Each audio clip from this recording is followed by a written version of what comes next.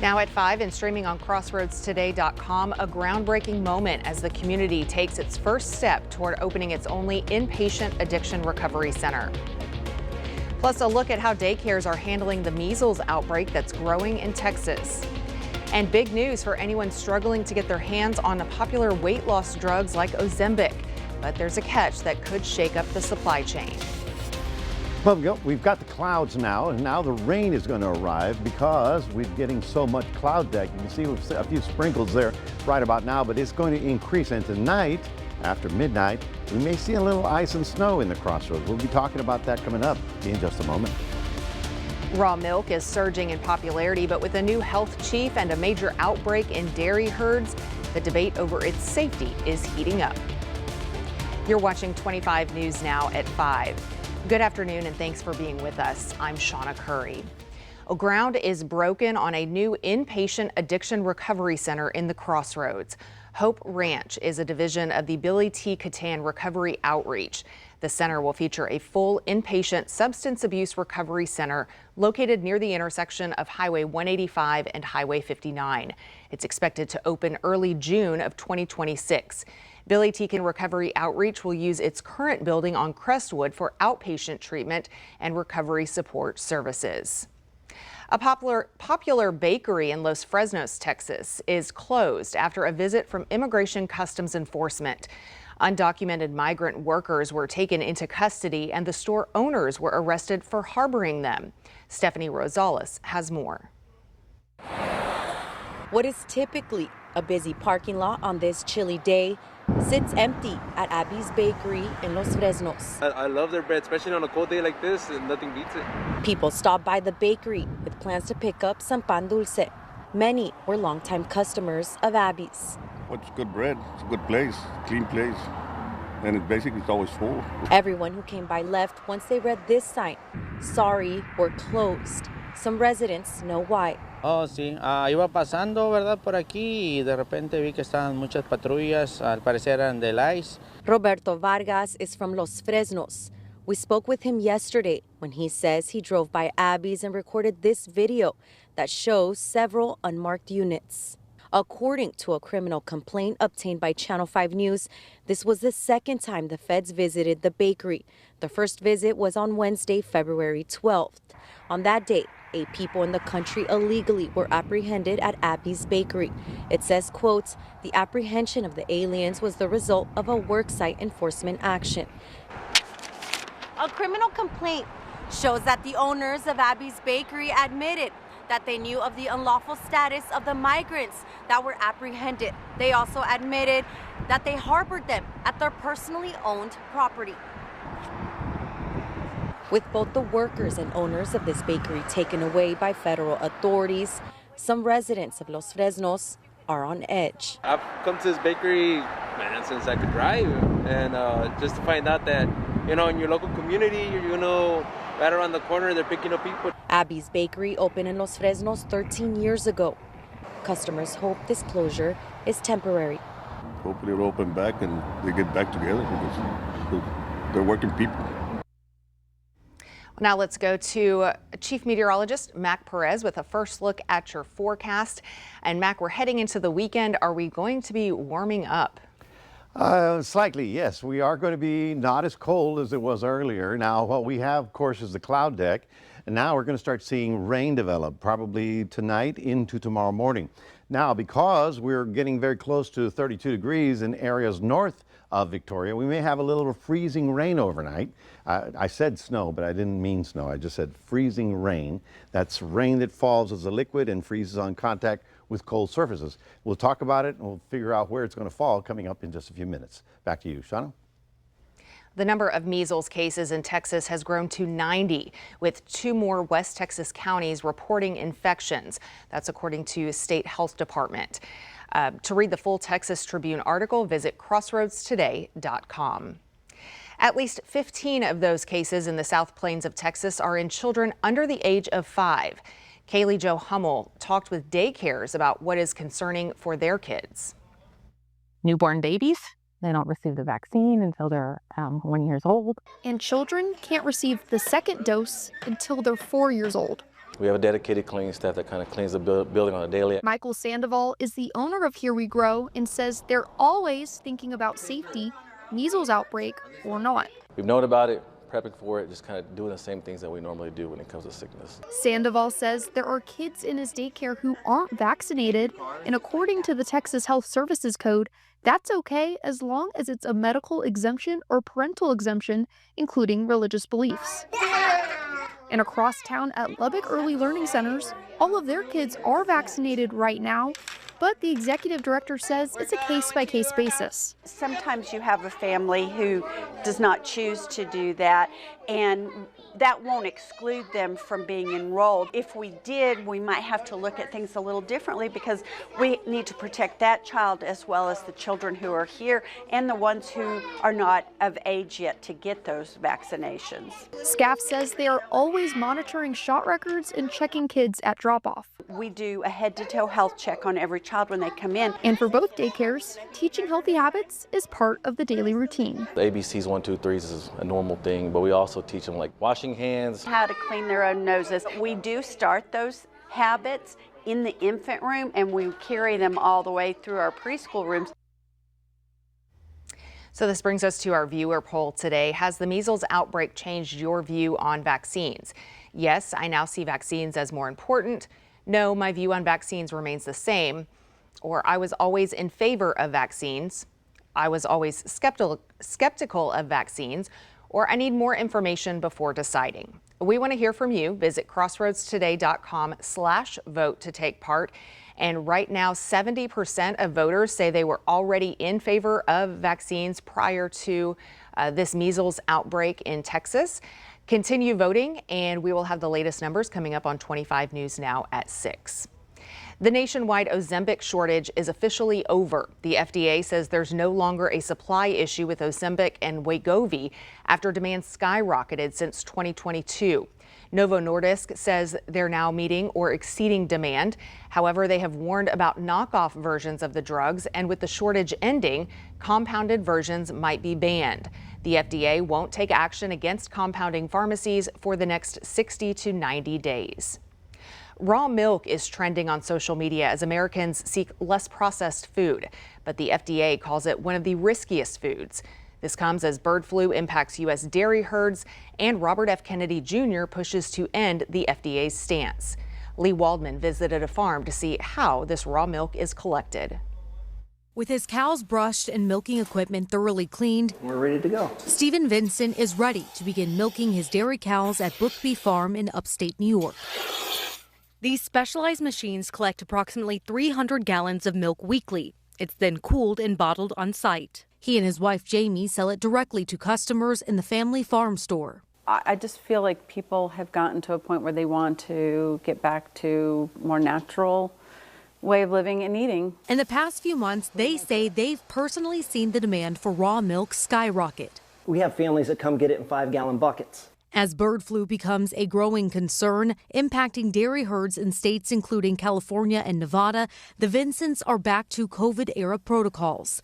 The barn isn't open to visitors. We had to wear protective foot coverings, and the windows were covered to keep birds out. New York has started testing the milk for that. Farmers in New York, like the Vincents, are required to have a specialized permit from the Department of Agriculture and Markets in order to sell raw milk to people. It requires the animals and milk to be tested regularly. But the Vincents wish there was a uniform requirement for selling raw milk instead of varying from state to state. Here, I have to sell it here on my farm. I cannot take it to a farmer's market to sell. Connecticut is 3 miles away. They can bottle it and sell it in a grocery store. On the West Coast, Bethany McDaniel buys her raw milk from a larger operation, Raw Farm, which recently had a bird flu outbreak. That gave me zero pause. For 2 years, McDaniel has consumed raw milk on and off because she believes it has improved her dairy sensitivity, her children's immune system, and her gut health, though the FDA refutes all of those claims. With proper standards in place, there's nothing dangerous or risky about it. That's not the belief held by the majority of the medical community. Dr. Rabia De La Torre, a gastroenterologist, says prior to the required pasteurization of milk, up to 25% of foodborne illnesses came from it. People were getting sick from drinking raw milk because the process of actually getting milk from a cow into an actual container for you to drink was fraught with different types of infectious sources. Milk is pasteurized by applying high heat over a short period of time, which kills bacteria like E. coli, Listeria, and staph without removing nutrients found in milk. De La Torre warns against drinking raw milk and urges anyone interested to research the risks rather than believing what they see on social media. If you blindly follow instructions that you see on social media or other sources where there's no liability, you could be hurting yourself or your loved ones, and so I wouldn't recommend that. In New York, I'm Lee Waldman. Pope Francis is expected to stay in the hospital at least through next week as he recovers from pneumonia. The Vatican says the 88-year-old is responding well to treatment after being hospitalized in Rome last week. Doctors haven't given a clear timeline for his recovery, but say his condition is not life-threatening. He's on oxygen but can breathe and eat on his own. The Vatican says Francis has been able to do some work as he starts feeling better. Tomorrow, doctors will decide if he can lead Sunday's Angelus prayer, something he had to skip last weekend. Remember to subscribe to our YouTube channel, Crossroads Today. Hit the like button and click the notification bell. Stay with us. Straight ahead on 25 News now at 5. A notorious cartel leader is fighting to leave U.S. custody, but the battle over where he'll face justice is just getting started. Plus, President Trump is defending the work of DOGE as protests grow over the government cuts. From heartbreak to hope, a survivor's journey following heart failure. Oh yeah, I mean, there's fears because, you know, it's not a guarantee. Talked to a guy one day, he's had his heart for over 30 years. That's reassuring. Shawna Currie brings us their inspiring story as we celebrate Heart Month. Watch Beating the Odds, a 25 News Now Extra.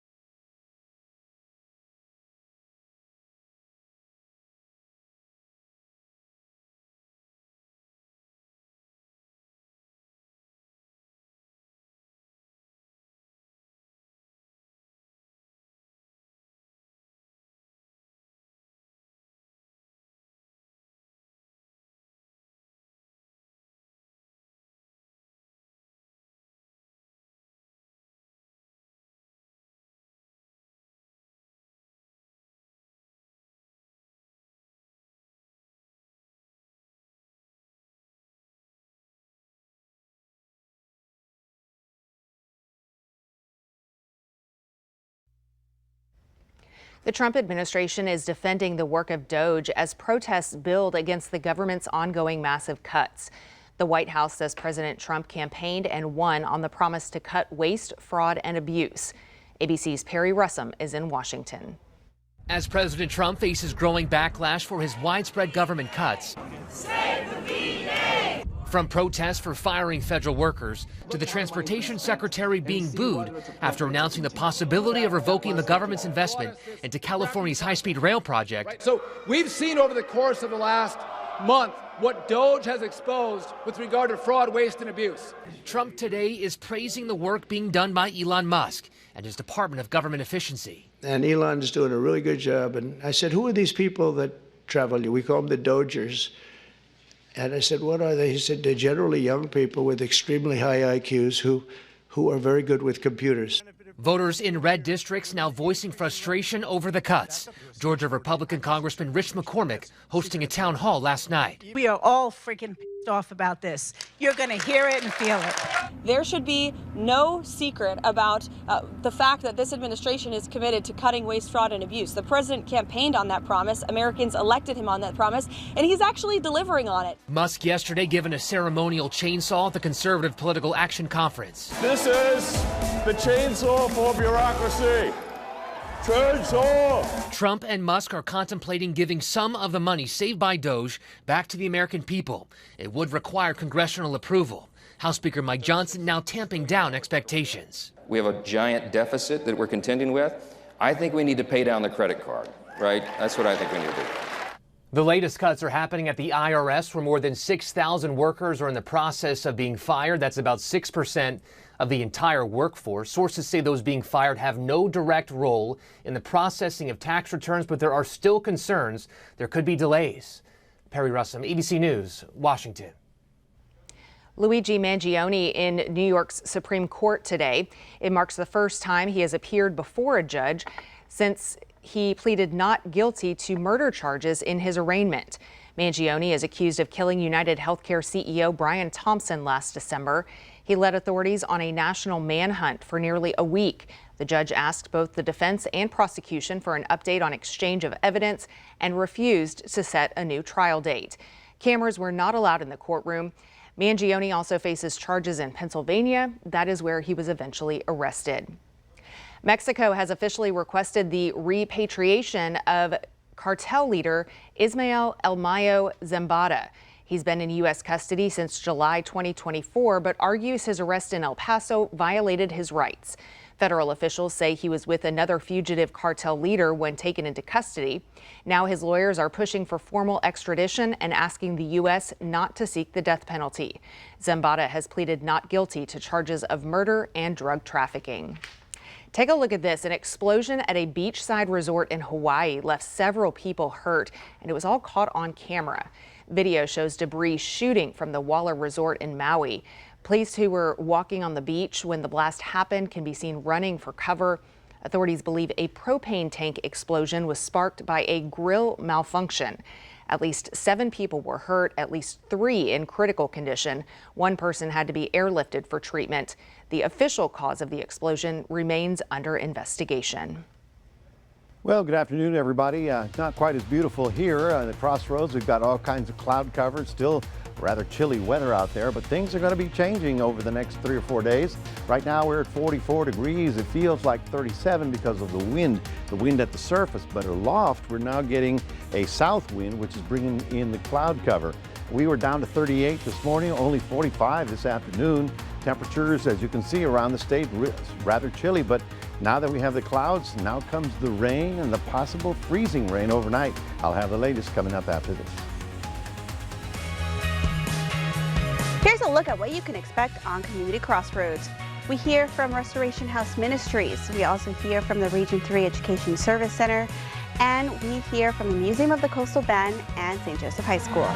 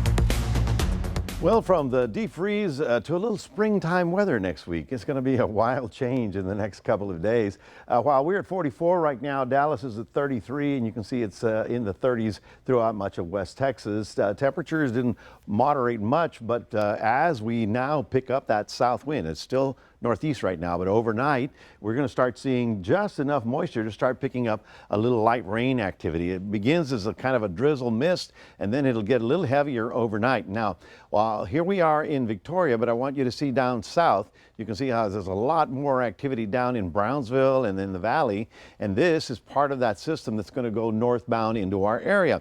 Now, the big concern is, what if it gets to 32? What happens then? Well, that's what might happen just to the north of us. Now, all of these counties, which includes Gonzales and Karnes and Bexar County, are under a winter weather advisory. That means that we may have some freezing rain. In other words, it falls as liquid, and then it hits something that's, below freezing, like your car hood or an old mailbox or pipes or something, and it could become a little glaze of ice. So this is going to happen tonight once the temperature gets down to 32, and it's real easy if you're driving. Look at the car thermometer. If it's 32 and you see rain coming, drive carefully, okay? Now, this is not expected to be in Victoria. However, things could change, and so we have to watch out for it. So the rain is going to be picking up down south, and then it's going to be moving up into our area. And so tomorrow being Saturday, is a pretty sloppy day as we change over into a more humid weather pattern. The big dome of cold air is finally beginning to move east, and this stationary front is the coldest air on this side and less cold on the other side. Another big storm in the Pacific Northwest. At least it's active up there, because eventually that'll come to our area. So on Saturday morning, 34 in the city. Okay, that's 34 in Victoria. So if you're in the surrounding areas or to the north, is it 33 or 32 or 31? Okay, that's why you got to just pay attention on that. But then on Sunday we get up to 40. That's the low temperature. We'll get up to about 60 in the afternoon, and then it's springtime. You're going to be wearing t-shirts next week. We of course are looking at a 34 for us in the city, and like I said, 33 to 32 somewhere in this area. So we do watch out, because if the rain does come down heavily, it might actually cool the temperature. And then tomorrow we'll get up to about 44, while we're still kind of sloppy and wet on Saturday. Now, Sunday is the day we start pulling out of here, and let's take a look at your future tracker model here. So we start off Friday evening. You can see how the rain comes up from the south. We have that potential right about there along I-35, San Antonio, Austin, maybe even Seguin, and so we watch for that. But by Saturday afternoon, it's just rain. Then on Sunday, there you see it pull away, and Sunday afternoon we should see a little bit of sunshine, and that's, you're going to be out there and going, we're going to thaw out a little bit. So here's your forecast. It's pretty sloppy for tomorrow. Pretty much rain all day long and a high of 44. In Cuero, 34 in the morning, only 40 in the afternoon. But your extended outlook, there you go, a little sun on Sunday. Very nice weather for the early part of next week. That's your 7-day forecast, reminding everybody we do have a QR code. We'd love for you to scan that, put Crossroads Today on your phone. Now we'll toss it back to Shawna. Still to come, mortgage rates keep dropping, but homeowners don't seem to be biting. So what's holding them back?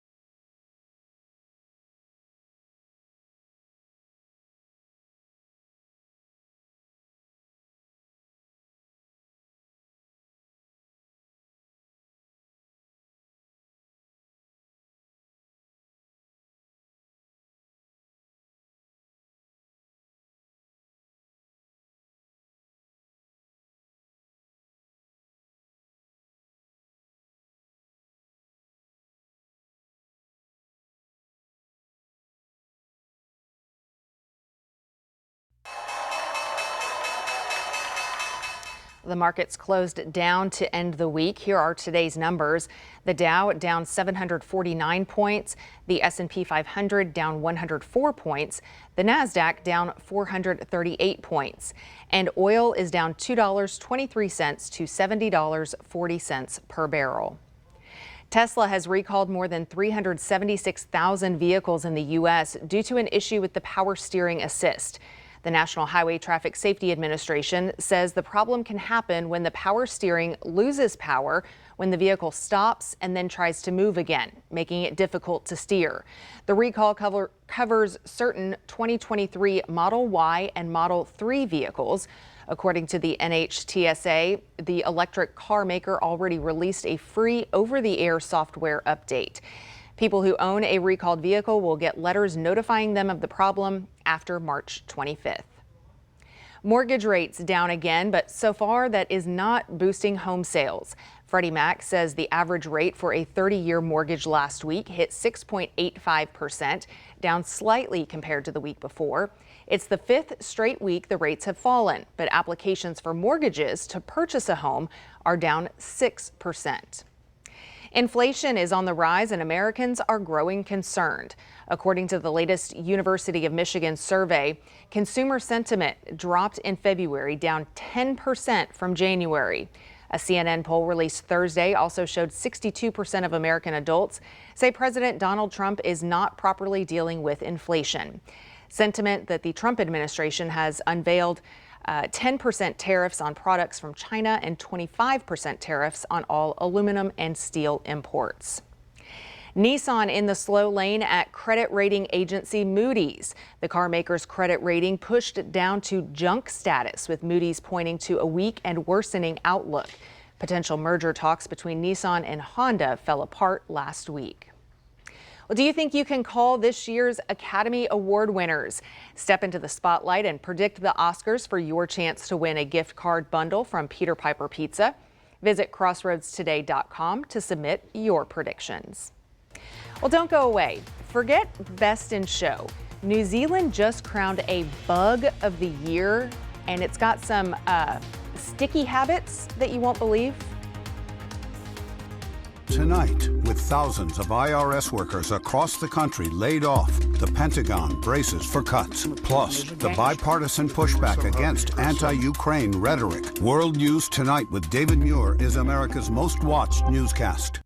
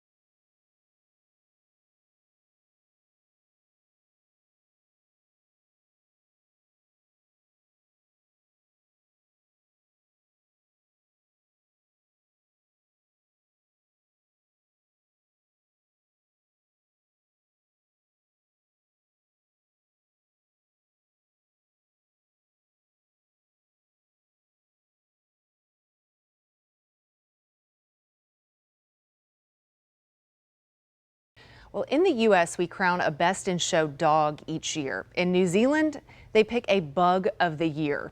And this time it's not exactly a looker. Meet the NZ velvet worm. It's soft, about 2 inches long, and spends its time lurking in rotting leaves. But here's the wild part. It shoots sticky jets to trap prey and then turns them into soup with its saliva. Oh, gosh. Nearly 25,000 votes came in from all over the world, with voters choosing from a list that included maggots, ants, and crickets. So safe to say, beauty was not a factor.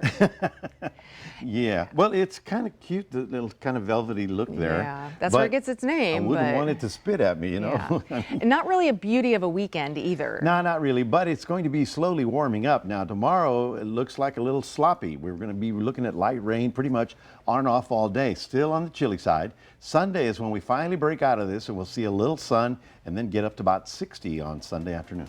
All right. Well, thank you for joining us. Be sure to join us back here in 30 minutes right after World News.